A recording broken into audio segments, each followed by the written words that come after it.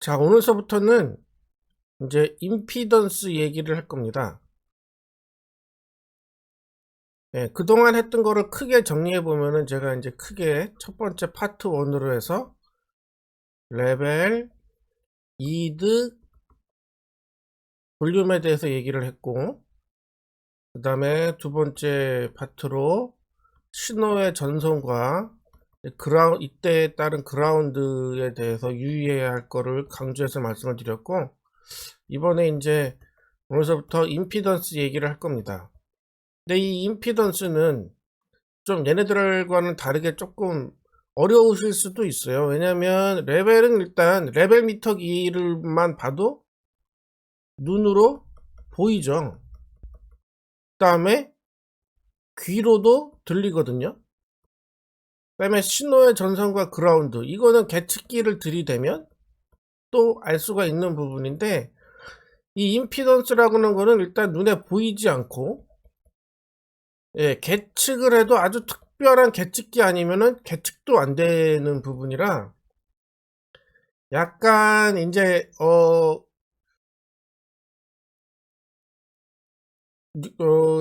시각적으로 와닿지 않다 보니까 조금 어려우실 수도 있는데, 또 그렇다고 해서 이거를 또 뭐 좀 공부를 해보려고 좀 자료를 찾아보면 정말 복잡한 뭐 계산식도 많이 나와야 되고 뭐 이런 그 개념을 얘기를 해주는데 뭔 말인지 이해는 잘 안 가고 이런 경우가 많거든요.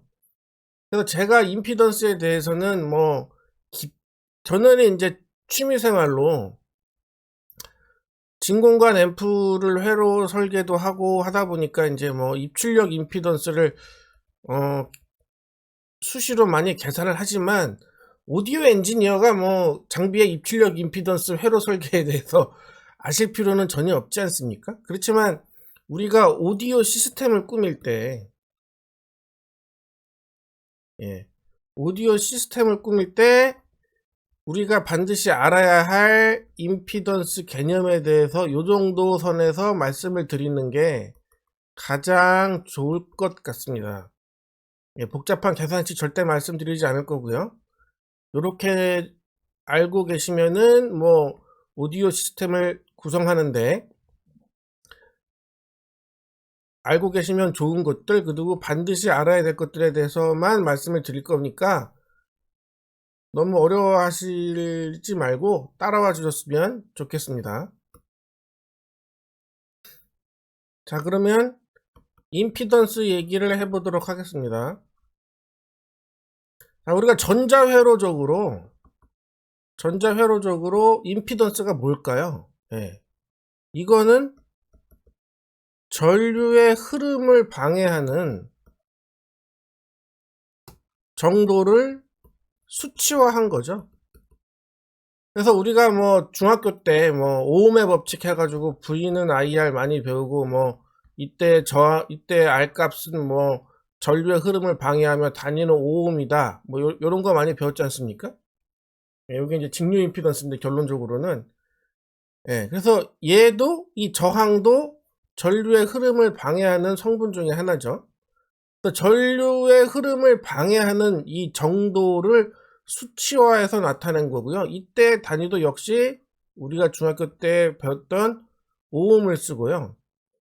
자, 그러면 전자회로적으로 전류의 흐름을 방해하는 전자 부품들은 뭐가 있을까요? 아니, 그 전에 우리가 전자회로라고 하는 것가 뭘까요? 전자회로라고 하는 거는 전자 부품을 직병렬로 연결해서 선으로 이은 하나의 덩어리를 얘기하죠. 근데 이 전자회로는 당연히 이 전자 부품으로 이루어져 있는데, 우리가 전자회로를 구성하는 기본적인 부품은 일단 전원을 필요하는 액티브 소자가 있겠죠. 일명 반도체, 뭐 트랜지스터, 뭐 FET 이런 것들이 있을 거고, 두 번째는 저항이 있을 거고요. 세 번째는 코일이 있을 거고, 네 번째는 콘덴서 C가 있을 겁니다. 그런데 이 네 개면은 거의 이 전자회로는 이 네 개로 다 구성되어 있다라고 보면 맞습니다. 이거를 뭐 벗어난 전자 부품은 뭐 디지털 오디오에 가면 이제 뭐 클럭을 구성하기 위한 오실레이터도 있고 뭐 몇 개도 있긴 하지만, 저주파 오디오에서는 이 네 개를 벗어난 전자 부품은 거의 없다라고 보시면 돼요.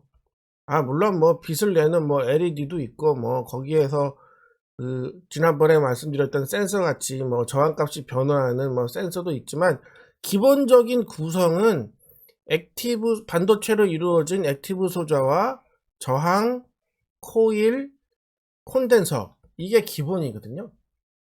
그러니까 반도체와 저항과 코일과 콘덴서의 각 부품의 전류의 흐름을 방해하는 정도를 우리가 수치화해서 오홈으로 나타낸 게 바로 임피던스거든요. 이런 거를 뭐 굳이 아실 필요가 있나라는 생각이 들긴 하지만, 그래도 누가 물어봤을 때 임피던스가 뭐예요? 라고 물어보면 그래도 오디오 엔지니어로서 이 정도 대답을 할 수 있어야 되지 않을까 싶어서 제가 말씀드리는 겁니다.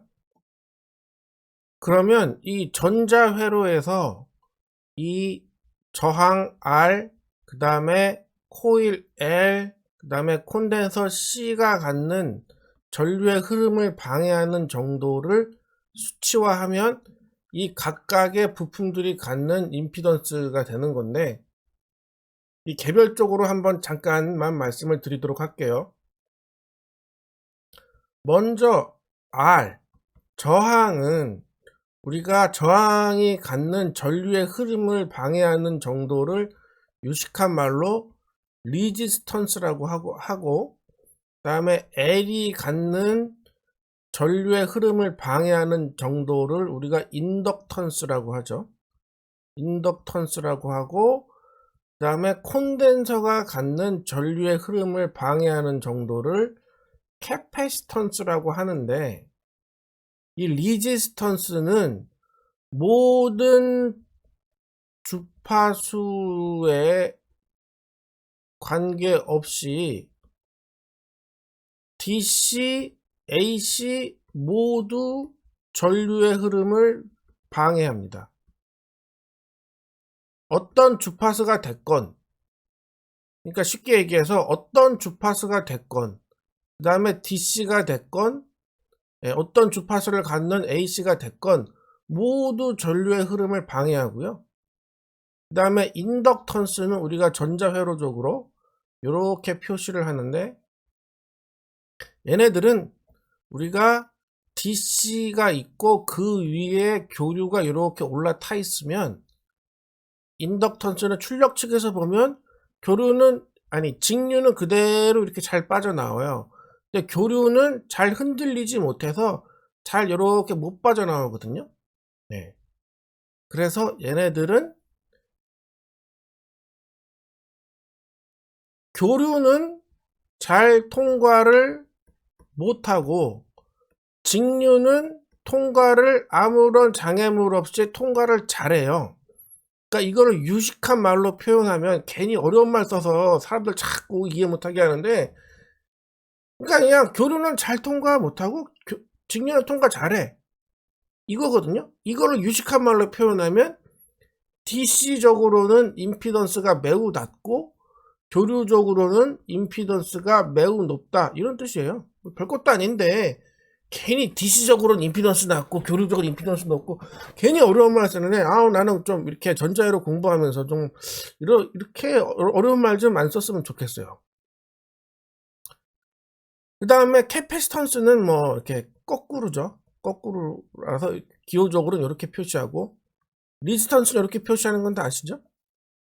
얘네들은 이렇게 직류 위에 교류가 이렇게 올라타 있으면 교류는 아무런 장애물이 없이 잘 빠져나오는데, 직류는 아예 못 나와요. 그러니까 요거는 교류는 아무런 장애물 없이 통과를 잘하고 직류는 통과를 거의 못하죠. 이거를 유식한 말로 표현하면 교류적으로는 임피던스가 낮고 직류적으로는 임피던스가 높다, 요런 거죠. 괜히 어려운 말 써서 사람 헷갈리게 하는데 딱 요거거든요. 근데 요거를 이제 요 정도를 수치화해서 나타내는 거예요. 네, 수치화해서 나타내면 그게 이제 임피던스가 되는 거죠. 그러니까 여기서 알 수 있는 건 우리가 임피던스라고 하는 거는 리지스턴스와 그 다음에 인덕턴스와 그 다음에 캐패시턴스의 세 개의 총합이죠.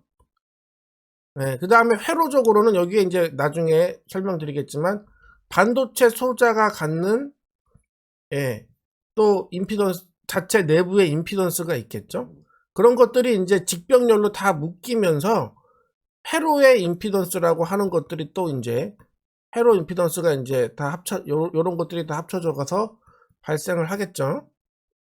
근데 여기서 하나 이제 여러분들이 조금 생각해 보셔야 될 게 임피던스라고 하는 거는 리지스턴스와 인덕턴스와 그 다음에 캐패시턴스의 합인데 이 리지스턴스는 얘네들은 주파수에 주파수 그 다음에 DC든 AC든 뭐가 됐든지 간에 전류의 흐름을 방해하는 정도가 이 저항값에 따라서 일정하게 나타나서 그냥 단순히 우리가 오홈으로만 표현해 주면은 아무런 문제가 없거든요. 근데 이 캐패시턴스와 인덕턴스는 좀 달라요. 이 캐패시턴스의 용량과 인덕턴스의 용량에 따라서 어떠한 주파수는 또 잘 가고 어떠한 주파수는 못 가는 현상이 생기거든요. 먼저 캐패시턴스의 말씀을 드려보면 캐패시턴스는 우리가 이렇게 표현을 하죠. 이렇게 표현을 하고 아까 말씀드리기를 DC 위에 교류가 이렇게 올라타 있으면 DC는 못 건너오고 교류만 이렇게 넘어온다라고 했는데 그러면은 100Hz도 잘 가고 100kHz도 잘 넘어오느냐? 그게 아니거든요. 캐패시턴스의 값이 여기서 일단 여기에 기호를 표시한 콘덴서, 이 콘덴서가 갖는 임피던스 값을 캐패시턴스라고 하는데 이 콘덴서가 가진 용량의 단위는 우리가 페럿, 마이크로 페럿을 주로 쓰죠. 마이크로 페럿을 많이 쓰는데 이 콘덴서의 값이 커질수록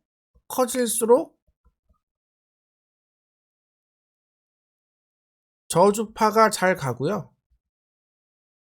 그러니까 저주파라는 얘기는 주파수가 낮다. 얘네들은 곧 DC에 가깝다는 얘기잖아요. DC에 가까운 저주파일수록 이 콘덴서를 통과하기가 힘들어지는 거예요. 그러니까 이 콘덴서의 용량이 커질수록 저주파가 잘 건너가고요. 콘덴서의 용량이 작아지면 저주파들은 잘 못 건너가고요. 고주파는 잘 가고요. 높은 주파일수록 잘 가고요. 그러니까 얘네들은 특징이 뭐냐면 여기에서 말하는 이 콘덴서의 용량, 즉 마이크로 페럿 값에 따라서 잘 통과하고 잘 통과하지 못하는 주파수들이 생기는 거죠.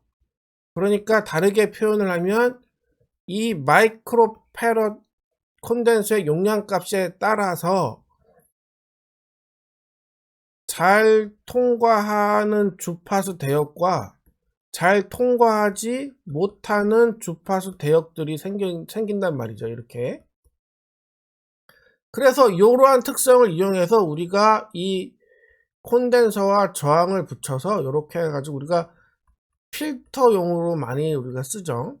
이 용량 값을 조정함에 따라서 어떠한 주파수는 2차 측으로 잘 건너가는 주파수만 우리가 딱 뽑아낼 수 있을 거 아닙니까? 어떠한 주파수 이하는 딱 못 가고, 그렇다고 해서 뭐 이렇게 어떠한 특정한 주파수 하나를 딱 잡아서 이렇게 얘네들은 가는데 이 콘덴서나 통과했다고 해가지고 딱 무자르듯이 어떠한 주파수는 딱 못 오고 어떠한 주파수는 잘 나오고 이러진 않거든요. 이게 보통 이런 식으로 이렇게 되는데, 그래서 이거 나중에 이제 필터 할 때 또 말씀을 드릴 기회가 있을 텐데, 이 필터 특성에 따라서 또 먼저 뭐 dB4 옥타브도 나와야 되고 뭐 그건 제가 나중에 차차 말씀드리도록 할게요.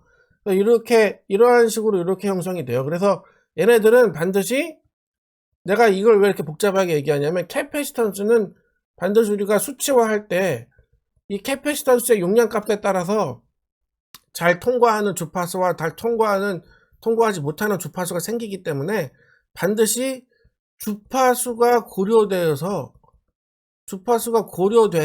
우리가 이 단위화하는 수치가 결정이 돼야 되는 거죠. 아시겠죠? 그 다음에 인덕턴스도 마찬가지예요. 인덕턴스는 이제 얘네들 거꾸로인데,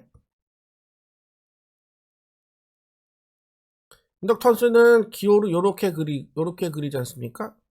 그러니까 요거는 쉽게 생각하면 우리가 코팅된 코일을 그냥 막 이렇게 꼬우면 요게 바로 그냥 코일이에요. 별거 아니고. 근데 우리가 헨리 값을 좀 쉽게, 그러니까 인덕턴스의 단위는 헨리인데 이 헨리 값을 좀 높은 우리가 인덕턴스 코일 부품을 우리가 만들려면 이 코어에다가 이 구리선을 막 감으면 높은 헨리 값도 쉽게 뽑거든요. 이 코어라는 게 뭐냐면 별건 아니고, 예, 자화가 잘 되도록 금속을 처리한 거예요. 쉽게 얘기하면 자화가 잘 되도록 금속을 인위적으로 우리가 만든 거죠. 자화 잘 되는 인위적인 금속이라고 생각하시면 됩니다. 인덕턴스는 아까 말씀드렸다시피 DC 위에 교류가 이렇게 올라타 있으면 DC는 잘 오지만 교류는 거의 잘 오기 힘들어지거든요. 그러니까 그렇다고 해서 모든 교류가 다 못 건너오는 건 아니고요. 그 잘 건너오는 교류와 못 건너오는 교류의 대역이 생기는데, 바로 이것도 이 코일의 이 헨리 값에 따라서 그게 결정이 돼요. 그래서 헨리 값이 아주 높을수록 고주파들은 건너가기 힘들어집니다. 헨리 값이 낮아질수록 고주파들이 건너가기 쉬워지죠. 네. 그래서 결국은 이 말은 뭐냐면, 이 헨리 값에 따라서 또 잘 통과하는 대역과 잘 통과하지 못하는 대역들이 생기거든요.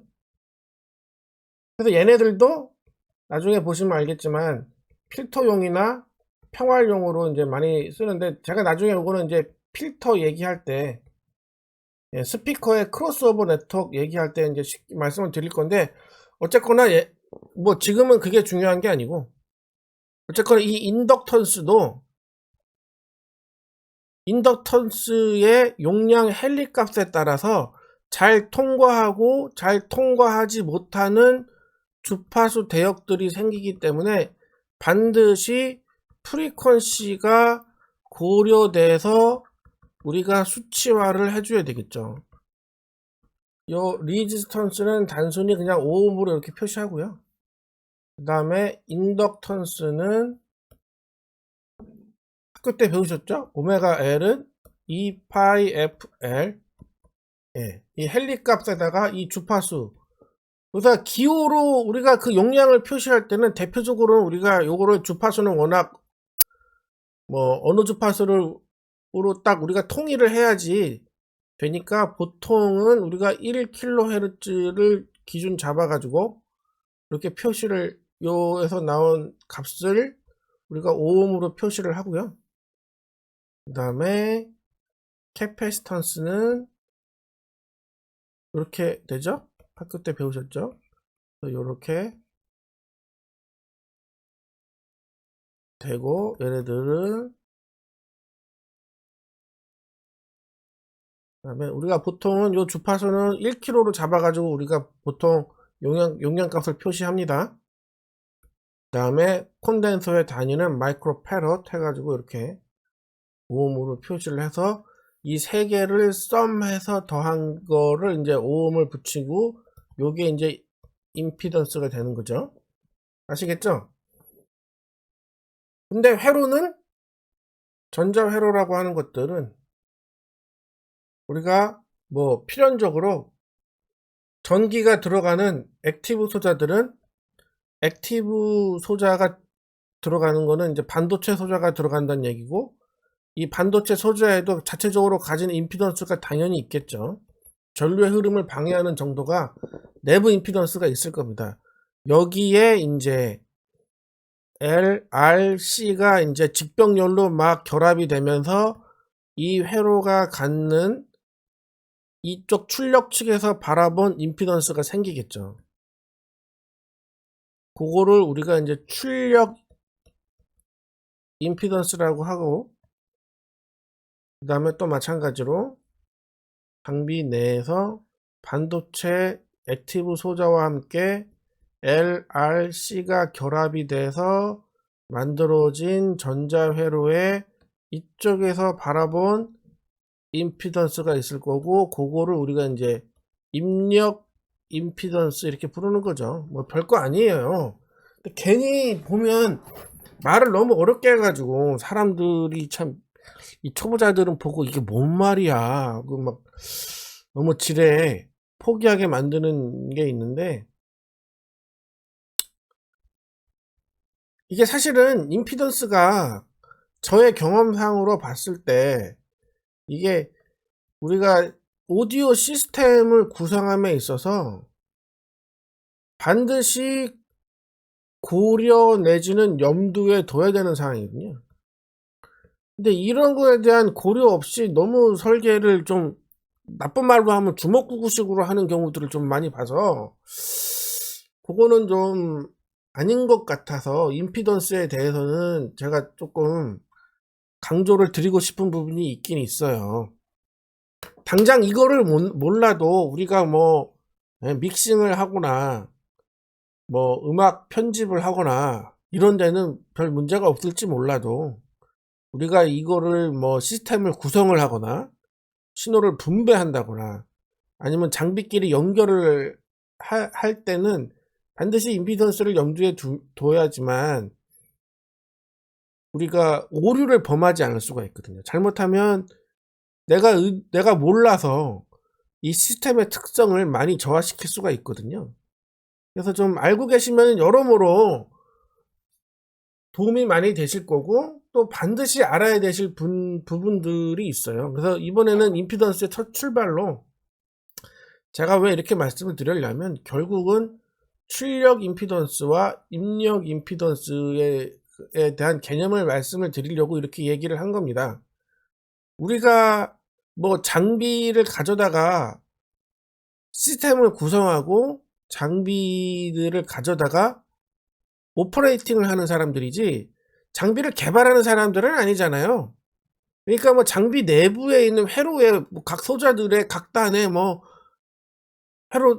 회로들이 갖는 뭐 임피던스를 계산할 필요도 없고, 우리가 고려를 하고 염두에 둬야 될 거는 바로 이 두 개죠. 출력 임피던스와 입력 임피던스는 항상 어떠한 의미를 갖는지 염두에 두셔야 되는데, 그거에 대한 개념을 설명하려고 이렇게 말이 길어진 거예요.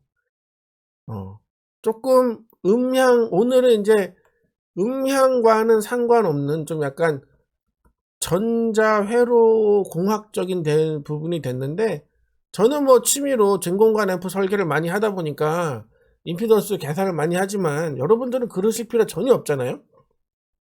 그래도 누가 물어보면 임피던스가 뭐냐, 출력 임피던스가 뭐냐, 입력 임피던스가 뭐냐, 이거는 누가 물어봤을 때 대답은 할 수 있어야 되겠죠.